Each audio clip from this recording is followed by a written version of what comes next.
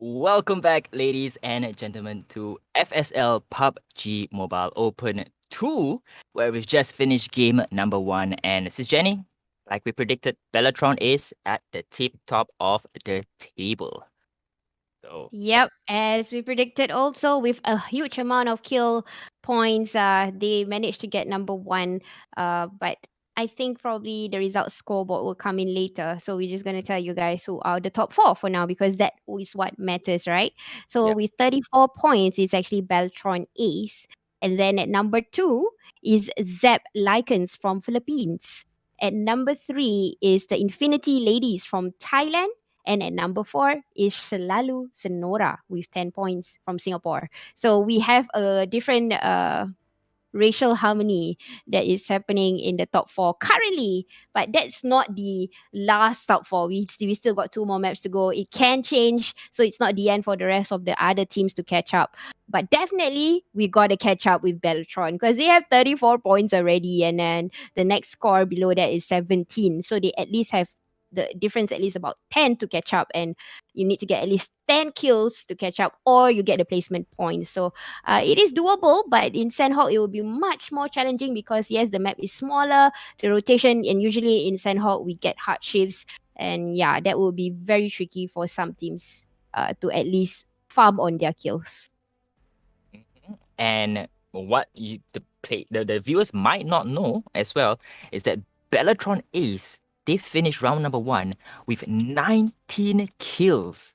And just to give you guys how big of an impact that is, remember, we came in with 10 teams. 10 times 4, 40 players. 19 teams. It means they secured nearly half of those teams all to themselves. As you can see, 34 points the in the definite lead for the meantime. And of course, we are gonna jump into game number 2 probably in a few more minutes. But let's talk about um let's talk about the questions that were posed by the viewers. I think there was one question from Atnis Bunker Aisawan saying, so does this McLaren is considered a bulletproof vehicle, like an armor vehicle? Correct me if I'm wrong, Sis Jenny and Bro Toast Talks. So Sis Jenny, you want to take this question? Okay. So it's let me correct that. It's not bulletproof or armor proof or whatsoever, and it's not a pay to play kind of something for you to be rewarded for the next for when the moment you start playing. The reason why we are saying it's more protection is because the way the car is made. So a normal Dacia, between the wheels and the body of the car, there is a gap in the middle. So when you were to lie down, people can still shoot you underneath. But McLaren is made in a way it's all the way down and grounded, and therefore when you shoot, it is more harder to reach towards your body. So you can literally use it as a bunker. And I did mention when you spray, it's not easy to explode because the car itself is faster than a normal Dacia. So yes, definitely Tencent made it in a way where most players would want that, especially when their last few circles. But of course, yes, the most expensive one is $3,000. But if you do want to have one just because you want to have it as a bunker, you can get it as cheap as $100. Of course, I'm talking in Sing dollars lah. So it is definitely buyable. So in fact, I think if I'm not mistaken, McLaren one is almost over. They are coming out with the new update, which is Tesla. Yeah, literally, it's the cars that you see in this world. They are doing it over in PUBG. They are really making it into the world. I just hope people don't forget how to drive in the world and in PUBG. You get in the car and you press left and right. No, right, you still have to turn. You Yeah, never know, you I, never know. And I yes. really like how much detail is being put in the game. Because if you do see a McLaren in real life, right, it's a lowered car. It's none of that, quite high car and all that. So it really comes a bit true to scale and really true to form on how the car is in virtual life as compared to real life. So really, really props to the developers for making it as true as possible. All right. So enough talk of fast cars because we are here to talk about the ladies, right? So I want to give a big shout out to K Kitsune. They ended up in fourth place, right? But unfortunately for them, their kill points were not enough to maintain the fourth spot. So they've been bumped up to fifth because of the positional points and their kills as well. So they are currently in fifth position right now with just 9 points.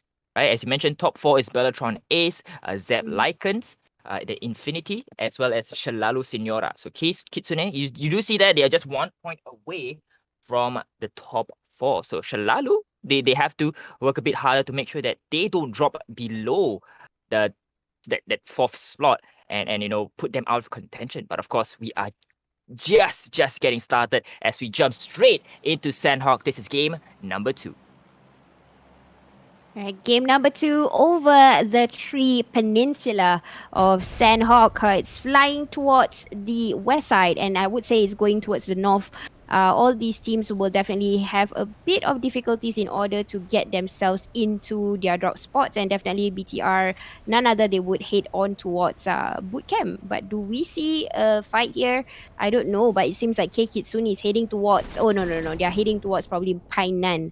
And everybody else, I don't see a possible clash. Maybe the people over in Cow, we are seeing a Philippines team and an Indonesian team, which is Morph and Zap Lycans over in Cow. We might see that first possible fight. So maybe Observer might change into Team 12 and also a Morph team over in Cow.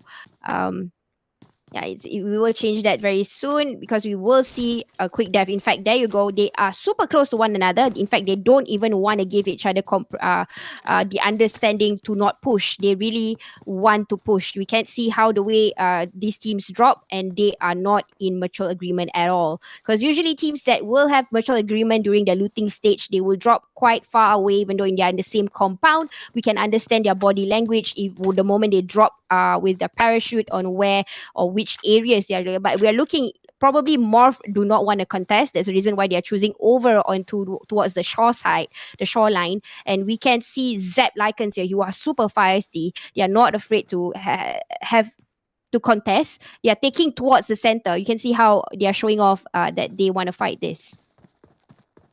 And of course, there's 11 teams in Sanhok at this point of time. Team NFT Ilon making sure that they don't miss this second flight.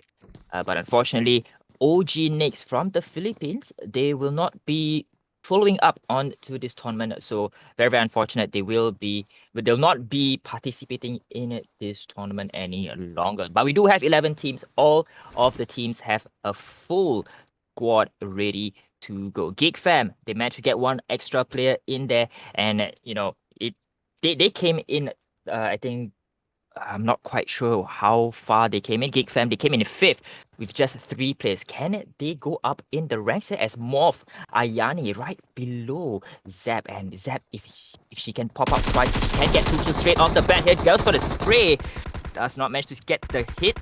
But one of the players from Morph has been knocked down. That is Ayani. So Camila goes drop down as well. So very unfortunate for Zap Lycan. Camila just deciding to drop at the wrong time there. Yes, and yep, they did push aggressively, doing a very good TPP there. But unfortunately, Morph has an idea also. So both game instinct is almost the same level, and we can see that as of now, probably the advantage is still Morph because of the manpower advantage. But still, domineering right now, I would say it's still Team Zaps here. They are not going down without a fight. Another one knocks out. Now we're looking into a 2v3 situation probably here, and they are trying to lift up their teammates from it's a 2v3, it's a 3, yeah, 2v2 situation, sorry. 2v2 situation, Morph lifting up. So they have the mature understanding that, okay, I'm going to revive first and then we're going to fight a little bit later. But we can see the numbers as well, that it might be possibly Morph might take this down. But then again, I've seen teams with 3 players and able to clutch teams of 4. So let's look at how they're going to rotate. Another grenade went in, no chance to stay alive. And now with only a Thompson, this is actually a good gun of choice for close combat. It is he has to be ready. This is not it's uncalled for. And we have seen a wipeout. There you go. Unpredictable will happen. The unpredictable happened already. And this is Zap Lycans taking the first wipeout with 4 confirmed kills, those. Very, very good play by Zap Lycans, even though they did not have the man advantage there. But their position was so, so much better. And I have to believe that the other team, Morph Eternity, they were actually out of position and were a bit too aggressive, right? Because we did see Team Zap Lycans, they had the cover of that half wall, and of course with the Uzi and that Thompson gun on that player, managing to take down two players simultaneously. So good job on Zap Lycans. I really thought they would be the first team to be eliminated here, but that does not seem to be the case. Morph Eternity will take first blood. So we're now looking at BTR yet again, not BTR, but rather Beta Maxine. Still looking for that first frag. They are somewhere in the center of the zone here, but they still have about a minute and 20 seconds before the first zone will start to close in. Yep, and they're just gonna use the vehicle since it's only 12 teams because, like I said, in the previous PUBG Open tournament, Sanhok is probably one of the maps that you might not want to use a car because of the sound, and the regions and stuff. But then again, it's only 12 teams, and this team definitely want to make their way around faster because usually in Sanhok, there's many cases where teams will die off the play zone. So it's key to get yourself into the play zone. We can see the zone is coming towards the north side, but honestly, it's on towards the east. It's been a while since I've seen circles closing towards the east. Usually, it's closing towards the northwest where Camp Alpha is. But this time, we are looking it in towards Cow and also Paradise. So I've not seen a Paradise fight for quite a while here.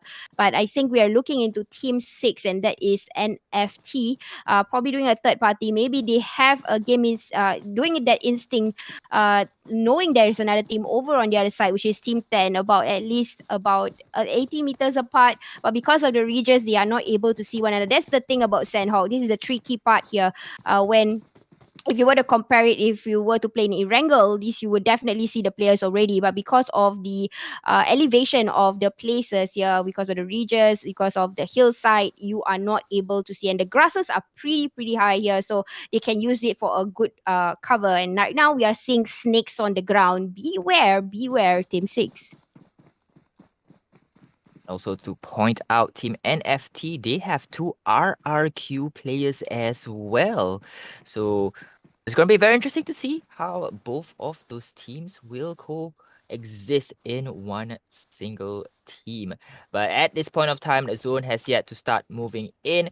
So, and I believe all of the teams, they are inside of safe zone, and not a lot of fights will happen anytime soon. So, Sis Jenny, you mentioned that they won't be using any vehicles, right, in Sanhok. Oh, but just as I said, that Infinity has knocked down Beta. So let's take a look at team number 9, Infinity Ladies, with already one knock. Or could be two, because they've already gotten 2 kills already, as Park goes for the pickup on to Gamgee being picked up here, but Bsoft will use the cover of smoke to heal up. Seems like they already gotten 2 kills already. So Infinity, they're doing definitely better coming into this second round. Remember, they came in as 7th placing with 9 kills. Sorry, with 9 kills in that first game. Yes, we can see that Beta is trying to get into a passive gaming mode. They are trying to salvage with whatever they are left. If I'm not mistaken, it's not a wipeout since they only have 2 kills, so 2 of them managed to get away. Definitely is the same team that clashed in Erangel earlier, and we can see there you go, Eclair, and also the other player is still on the move to get away from Infinity because this is the same team that killed them in Erangel. But it's again tournament card. They are not able to see the kill feed, so they would probably have no idea which team is killing them or their teammates. Um, I wanted to mention earlier that sometimes, when you get to see a PUBG game, sometimes you can't see observer changing from one team to another team. But after the new update, right, guys, if you can see right now, we can only see the player names. the one that is the observer is looking at. But when you see Team 6, you cannot see the name anymore. So this is the new update. And hence, with that said, we are not able to press or even click. It means if you're using the phone, you cannot press on that. If you're using the computer, you're not able to press on Team 6. So we have to open up the list and we have to change it manually. So I hope you guys understand if you're doing a close combat battle and we're not able to change the player from team to team, like what we see earlier in Erangel when there was BTR and Zaps. It's not able to be done at that point of time because of the new update, which we hope that they will re-update this, because again, it just released yesterday. Definitely they will have patch notes to cover it, and we will definitely see a better process at least. And you hate to see in the heat of battle, right? When the observer suddenly changes because of the new update. So yeah, I definitely understand where the observer is coming from, and it's fine, guys. It's fine because at the end of the day, he did manage to take out. He managed to see the majority of that battle, and that's what the observer is there for, because he's there to provide you guys with the best angles that that the game has to offer at this point of time. So kudos to the observer right now, as we are currently still looking at Shalalu, still looking for that first frag. 11 teams came in, 10 teams left remaining. So the last team that was eliminated was still a Morph Eternity.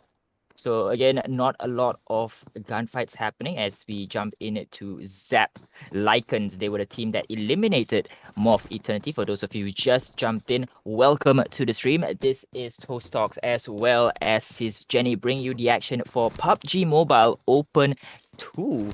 And we are currently in the second game of the first half of the morning, right? With BTR already in top of the table with 34 points. We are trying to see if any of the other teams will make their claim to the top 4.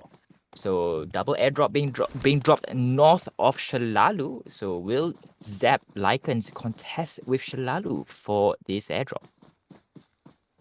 Yep. And now looking into the circle, my prediction is that the circle might just be in exactly where BTR is, or the area of Hatin, between Hatin and Tedmok, and between a little bit of the riverside. It's pulling towards that area. It seems like it. I might be wrong, but let's see on how is the shape shifting of the circle might be this time.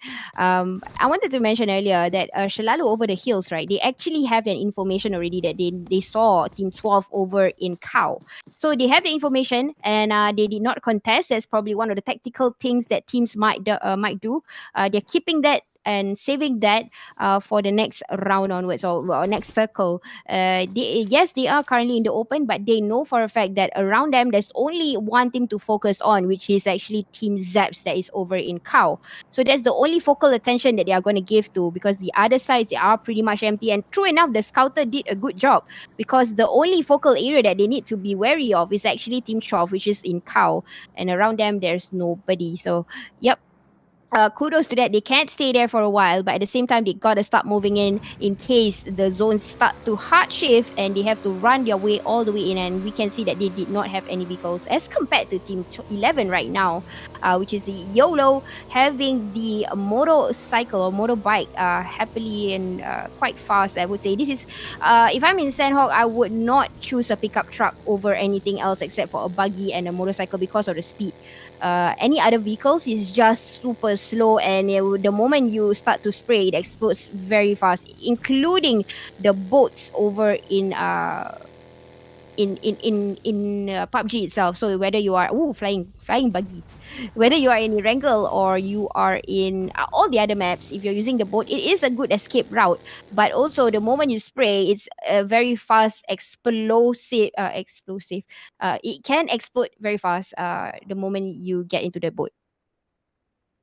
So, and I just want to point out and to emphasize on the point that you mentioned earlier, information is everything in games like PUBG Mobile, right? Because with information, you're able to have an informed decision on whether to go for the attack or to retreat. Because all this information will definitely play a part in your strategy as well. So, of course, with the zone and players inside or outside of the zone, you definitely want to have an informed decision on if you want to go for an engagement, get those points, or would you rather wait for the next zone to move in before you start the engagement. So information is everything in games like for Battle Royale. So good on Shalalu for not engaging Zap. But we do see team number 11, YOLO, engaging onto RRQ, who are in team NFT, team number 6. NFT down. Oh, they still have the players up. They're not. It was only a knockdown. They managed to go for the revive. And Burban currently still not full health just yet. But at the very least, they still have 4 players up alive. Yes, and they are definitely gatekeeping this. Quite risky actually. This compound is pretty small. I think my best advice is to maybe have a scouter out in case they get gatekeep by a team that is around them. There you go. The circle is just like my prediction. Don't you just love me? Who wants me in their team? Come on, come on. Kidding. I'm just kidding, but yeah, I'm not selling myself. I wanted to tell you guys also with the new update, there is this gun. It's called M249 or the machine gun in PUBG. Before this you can find this gun in the airdrop, but with the new update you can actually, it's already on the floor, so like literally you can find it. And that gun, if team starts to use it in their new meta, now this might be a problem for some of these competitive teams. The reason being, when they are doing pre-fire shots and things like that, they don't have to worry about reload. And especially if they are got off guard in one particular area, like you're behind the rock and you have no way to go out except for left and right, and your areas are pretty much covered except for the back. And if teams were to pre-fire with the M249, which I saw one of the players had it over in Paradise, this is going to be risky for the other team, meaning the player that is behind the rock, because the pre-fire will not end and you will definitely get hit by a very powerful gun like that. It's gonna be interesting to see the dead gun being used in this game, because there is gonna be a lot of rock outcrops in the hills of Sanhok. So I'll be very interested to see if we do see that gun come into effect. But at this point of time, BTR still looking for that first frag, which is quite surprising for me, Sis Jenny, because they've been quite dominant in game number 1, and now we're moving into the third circle already. Team BTR still without any kills. Zap, they were the only teams with 4 kills and a whole squad wipe. So BTR, definitely they will be coming online very, very soon, as soon as the third or maybe even fourth circle starts to close in. Seems that they are making their way into Paradise, it seems like. But they are quite split up at this point of time. So they are able to cover a bigger area. And so that's at least an advantage for them, but also it makes them easier to take out. So, and they are going to engage onto Shalalu here. So, Shalalu, if they have the game sense here, they could take 2 members, taking effectively 50% of the manpower away from Team Bellatron Ace. And Bellatron again not afraid to release those shots over, but no damage is being done yet towards Shalalu. Maybe just Jenna. The life has dropped at least about 10%. It's still okay, no problem.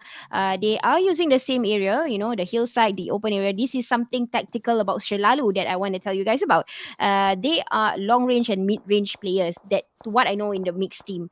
But it seems like the ladies are using this same not algorithm, but the same meta that the first team is using or the main team is using, which is long range and mid range, and they are using the vantage point as their probably the best abilities. And true enough, look at that. The shots are coming from Babila. Unfortunately, this area don't have other teams to third party.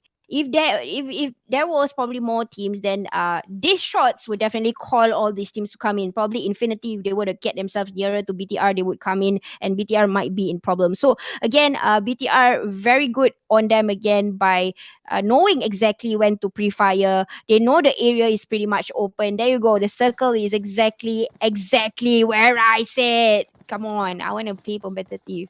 Pick me, choose me as a player, guys. I can read zone very well. Kidding. Yeah, it's not about me. I just wanted to put in something lah, because there's no actions yet. And there you go, Infinity Gaming from the distance here over Kira. People from the Pine came out, climbing up the hill, got spotted and got knocked here. So Infinity is actually in a grave distance, about, I think this is at least 100 plus meters away. But Infinity and Asha coming into the picture at the same time. So I'm not sure where it happened, but it seems like Zap, 2 of the members has already been eliminated. So I'm not sure where that battle happened here, but Zap, they are down by 50% of that firepower. And we've seen how well the firepower from Zap has been in round number 1, as well as the earlier rounds, as the earlier part of round number 2. So this might diminish their chance slightly to make it into the final circle, but of course, don't count them out just yet. But XCB will go for the attack here on Infinity Ladies. Will get one knock. Newbie being dropped, and it goes for the push. Nymac goes for the push. One play right in front of them, and a good play for both players. Not shooting the same direction, and managed to take out 2 members simultaneously. But oh, very, very unfortunate for XCB as both rushers are being knocked down here. I don't think they'll be able to take one player out. Zaya gets taken out, and now Shah as well as Zima seems like will be the survivors of that engagement. So XCB, at the very least, they managed to score themselves 2 points. Yes, and they got killed still there by Zep or the people that fought in Cow. So they actually died. 2 of the players. There you go. Gonna get another attack here. The sprays has to come in, but look at the shots from the Philippine player. It's super accurate, and they're coming from 2 angles. Super tactical. I'm loving this. Just pushing forward, not afraid to use the firepower. They know that they can win in firepower, so they are gonna push with a Thompson. A very good choice of gun. There you go. That's where you get a good player, and that's when you know these players are fraggers.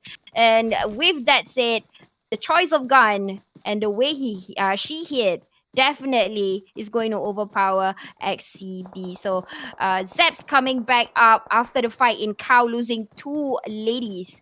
And now they are coming back to even kill more, even though they are outnumbered. Now Geek at the back here doing a third party, or being the sneaky person from the back, managed to eliminate that last player from Team YOLO, if I'm not mistaken. No, is there any more YOLO? No, no more YOLO. The last player has been brought back to the lobby. Now we're going to see more fights this time. We're already on the 4th circle, those.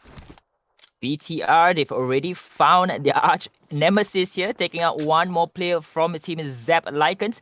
So Zap only has 1 player left remaining, and Kyra would be popping that grenade. Will he hit onto the last player? Oh, no, it does not seem to be the case. But Zap, oh, he's gonna go push. Baby La could go for his pusher on this final play from Zap. Zap still down very, very low, but Baby La is even lower.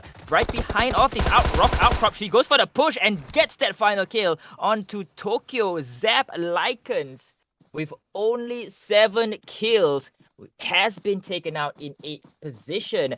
Bellatron, they are coming online, sis Jenny. Ay. That was so unfortunate. I mean, Lycans was doing pretty well. Unfortunately, they had to fight exactly where BTR kind of rotated. They got a surprise indeed. And because of the zone was limited for them, the allowance of space that Tokyo had, BTR definitely had the advantage. And true enough, because of the space, they were not able to fight. Because initially, you could see Babila had difficulties in shooting. Because, like I said, Tokyo was a good fragger, so it was a challenge to bring one person down. Usually, you can see BTR pretty much, they cleared up pretty fast. But let's talk about that later. Moving on into this match, Geek. This is Indonesia again versus Indonesia. We're looking into Geek area here. Geek era, trying to get the information, even though being the last 2 players alive. I just wanted to say 2, but BTR, you are so fast. BTR raking up those kills. Geek, unfortunately, the other end of BTR's gun here, as he take out Twyla, I think, and Clavetta right outside the safe zone, and they've managed to corner her outside the safe zone. But Clavetta, very good gun skills there, taking out one of the players. That was Potato, but Shalalu engaging onto the Singaporeans. Hey Kitsune has been knocked down, 1 player, but we are still looking at Geek. Geek needs to get their health back up because I don't think they'll be able to make it inside of the safe zone. Will Clavetta? Unfortunately, that does not seem to be the case. We're down to 4 teams, 13 players still remaining.